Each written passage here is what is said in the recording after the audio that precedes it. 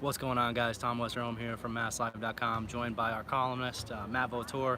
We are going to talk a little bit about the Celtics trade deadline. We're going to talk a little bit about the buyout market, which is going to be coming on strong here in the next little while due to some of the moves at the deadline. And we're going to talk about Celtics-Lakers, which is going to tip off here in, I don't know what time it is, but probably in about 3.5 hours. We're at the TD Garden where that's going to take place. 4:42. 4:42. So yeah, well, that was about right. Work. Matt, kind of a crazy Celtics trade deadline, even though very little happened. Your thoughts? Yeah, I guess it's kind of what you wanted to happen if you're the Celtics. The Anthony Davis is still a Pelican, which is what the Celtics needed him to be to have a shot to get him in the summer. So I think that was the big thing.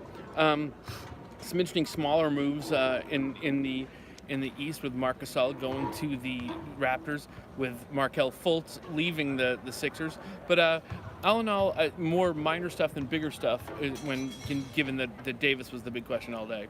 Yeah, absolutely. And I think the minor stuff will prove important. Of course. The Raptors, I think they got significantly better by adding Marc Gasol. I mean, he's a real piece, and we'll see how they end up using him. I think that'll be really interesting to see. A lot of their best defensive lineups included Jonas Valanciunas, who they actually traded, and Gasol is 34, so right. We'll see. He's a little bit older, and then I think also it's worth noting that the Bucks got Nikola Mirotic. I'm not totally sure what to make of that, just because the Celtics already targeted a lot of guys who aren't that great at defense on the Bucks. That's one of the things they've done really well, is they've been able to play Brook Lopez off the floor. They've been able to play some of these guys who aren't as good defensively. And when the Celtics played the Pelicans both times this season, they just hammered Mirotic, just smashed him into the ground with a hammer.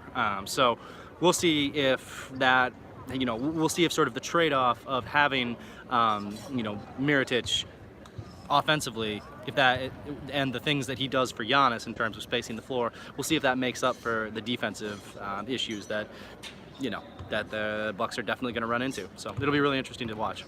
Yeah, certainly a guy that the Bucks are trying to look at what worked for them last year and what prevented them from going further last year. I mean, the Bucks gave the Celtics more of a challenge than the Sixers for sure, Yeah. And they're likely going in as the 1 seed now, depending on how the home stretch goes. So to try to give themselves an opportunity to be that much better, to keep themselves as a contender, it certainly matters. Yeah, well, and we didn't even talk about the Sixers, who added Tobias Harris. So right. Yeah, crazy trade deadline. Obviously, though, the big news for the Celtics is that AD did not get moved. He is remaining with the Pelicans, and that sort of puts the Celtics in the driver's seat, because they have the best package that anybody can offer for Davis, barring something crazy, and sort of barring what how much the Pelicans value what the Knicks have, because there are a lot of draft assets there that could make a huge difference. But yeah, the Celtics also have draft assets. They have Jason Tatum. Jason Tatum has been sort of the crown jewel of all of these negotiations. He's the reason why the Lakers offer always kind of looked a little meh, even though they were offering all these nice young pieces, guys who might make an all-star team or two down the line. Jason Tatum has that all-NBA potential, which is something that Dell Demps has basically projected throughout the entire league that he is looking for in exchange for a guy of Davis's caliber. It becomes a really interesting question. The Knicks are in theory, going to be pretty awful for the rest of the season. It becomes an interesting question mark.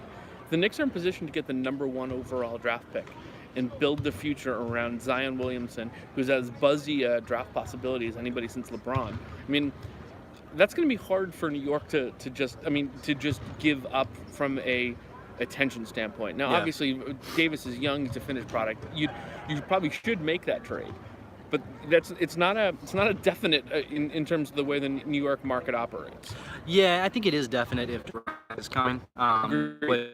Which is kind of that's kind of what I'm assuming in our league right now, is that he's going to end up with the Knicks, and if he does, I don't see any way that that the Knicks can hang on to that, because Durant is 30, I think he's going to be 31, and Zion is 19. So, I think one thing that's going to be interesting to watch is if the Pelicans value making their own picks at the top of the lottery, that New York Knicks selection is going to be more valuable, and it could make a case that they might like that more than Tatum. And obviously, Tatum, you know what you're getting with him. You know that you're getting a future star who can put up 20 a game, who can really play well in the playoffs. But there is something that I think a lot of NBA teams, really value about being able to make their own picks. About okay, do we like John Morant or R.J. Barrett better? And then Right. and being able to make that decision for yourself, that's not nothing. And so I think it's definitely not a guarantee that the Celtics get Davis, even though I think that they are probably in the driver's seat, and especially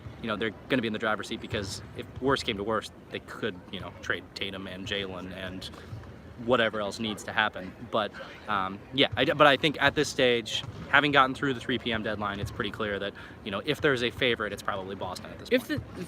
If the Celtics don't get, let's say the Pelicans decide to go with the Knicks package, what's the Celtics counter move in general then? What you've got all these assets that you've built up in terms of draft and things. Is there a player out there that you could target either further down the road or now if you're still trying to fill this championship window, what's the next option? So I think that's going to be the interesting question for a couple of reasons. One, Giannis is the next superstar that people are going to wonder about, who's in a small market, who the Bucks are much better than the Pelicans. Right, they're better run, they're a better team, they're in a better conference. They are in a position to be really good for a while, and Giannis really seems to like Milwaukee. So that's a tough sell. It's not as obvious as Davis, but I think he's the next one that everybody's going to look at.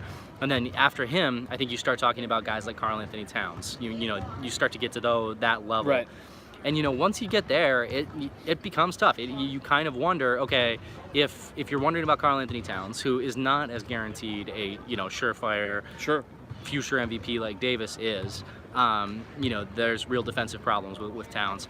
If you're looking at guys like him, maybe it becomes more of a youth movement, and especially if they don't end up getting Davis, then you wonder about what Kyrie is going to do this summer, whether if the Knicks get KD, does he join the Knicks? I mean, there's going to be a lot of noise about that, and Kyrie, like other NBA stars like Kevin Durant, is certain to really appreciate all that noise and make sure that our lives as beat writers is very easy. But I think I think that you've got a couple of different pivot options. You could always see, if your picks and a contract matching could bring in Bradley Beal. He's right. There's a chance that he ends up on the trade market as well. But it's the Celtics have a lot of eggs in this basket, and this has always been sort of a high risk, high reward play for them, and that they wanted that. They wanted to build a championship team that way, and here they are. So we'll see how it goes. Yeah, I'll be curious. I mean, everybody will be curious to see. I mean, that now becomes, from the moment the NBA Finals finishes this year, that becomes the story until a move is made. I think it's going to be fascinating to see if it's the story as soon as the Celtics are eliminated. Like if the Celtics don't make the finals this year, of course. If they fall in the Eastern Conference Finals and it's like a good series, but they just got overcome by an awesome Bucks team or something like that. I mean, like that, the Anthony Davis future might overshadow the finals, especially if the Warriors are in it, and then the Kevin Durant future is also overshadowing. I mean, it is going to be a buzzy story, and I don't know that that's a good thing for the NBA, but that's probably a topic for a different time. Real quick, let's just run over the other Celtics-related stuff. Jabari Bird was traded for cash, or I think for like a late, very protected second-round pick, actually, to the Atlanta Hawks.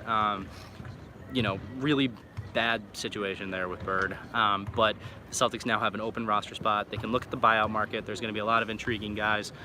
One name that was linked to them was Enes Kanter. There have been a couple of others that have sort of just been speculation. No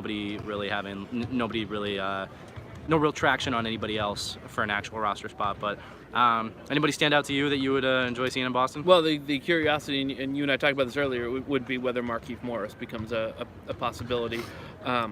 Marcus Morris in the midst of a great year for him.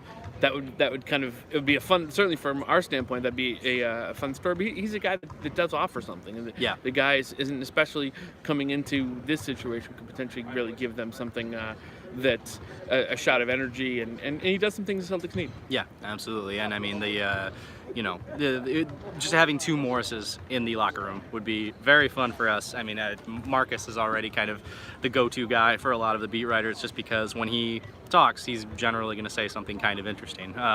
So dust off a lot of McCourty brothers stories and listen, write something similar. I'm here for it. Let's do it. So yeah, he's an interesting one. I think the big thing that's going to happen is that the Celtics are probably going to sign this person to a 2-year deal. And the second year of that deal is going to be somewhere in the range of $5 million.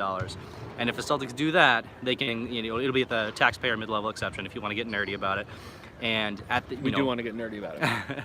And when they do that, they will have another slightly mid-sized contract that they can throw into an Anthony Davis deal, which again, when you start adding those numbers up, Celtics could potentially, if they can make it worth New Orleans' while, could hang on to Marcus Smart, could hang on to Jaylen Brown.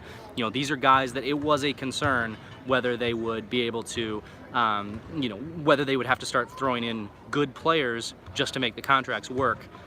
This is going to help a lot. This is going to be, I think, a fairly major deal as they look to try to fill out what would be their rotation next year.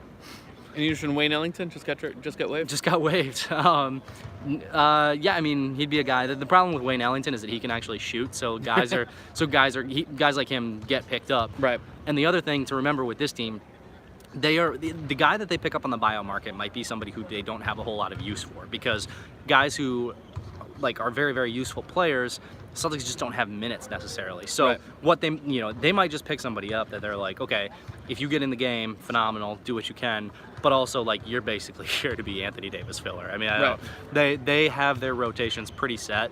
And when you go up and down this team, I mean, Daniel Tice sometimes gets DNP CDs, and he's been really good. Brad Wanamaker gets a lot of DNP CDs, and he's been really good. Rob Williams is a super promising rookie who has gotten a lot of DNP CDs, and that's a tough case to make for a guy who is actually good on the buyout market. It's a lot easier to make that case to somebody who might not be as good, and you're just like, they might want to come along for the ring. Yeah, well, and have some money. Chase the ring. Yeah, and exactly. And 2 guaranteed years. That's pretty good. So, buyout market's kind of there. And then I think the last thing, before we let you guys go, let's talk a little bit about this game. I mean, Celtics-Lakers. It is insane that this is the game on the trade deadline. Celtics and Lakers were both pursuing Anthony Davis. Right. Yeah. Well done, NBA scheduling makers. I mean, that's genuinely that's some really good work. I mean, yeah, Danny Ainge and the Lakers administration probably within a mile of each other, somehow making similar phone calls. Danny Ainge telling Dell Demps, "Don't do it," and the Lakers Magic Johnson trying to make it happen. It'll be interesting, and that'll be interesting tonight. Be interesting to see what sort of reception LeBron gets. Interesting to see what sort of reception. I have a fair guess that he's going to get booed. Yeah, I think that's. I'm just going to put that out there. I'm wondering now. if there might be anything more creative than that goes with it. Rajon Rondo, more profane, maybe. Yeah. Rajon Rondo is always be interesting to see how he reacts, to see the things that he says as it all comes together. So yeah, you're right. It's an absolutely interesting night altogether. Yeah. Yeah, I don't have much else to add to that. The last time the Lakers played, they got blown out by 43. Just a bunch of really upset dudes who are all in trade talks. Trade deadline has passed. Those guys are no longer in trade talks until the summer, so we will see if they're in a better mood as a result. And we will see, and honestly, we'll see if the Celtics guys have any issues, because you're next, guys. Curious to see if there are any New England Patriots here. They were at the Bruins game already. Is there some sort of ceremonial first ball tip-off there before time with those? We already saw there was a sign in the Celtics locker room that they're gonna, or in the media room that they're gonna hand out to all the fans, and it says "Beat LA again." So they're gonna keep hammering this angle, and absolutely, I respect it. Me too. All right, guys. Appreciate you all watching. We will talk to you guys soon, and make sure to check out masslive.com/Celtics for all of your coverage.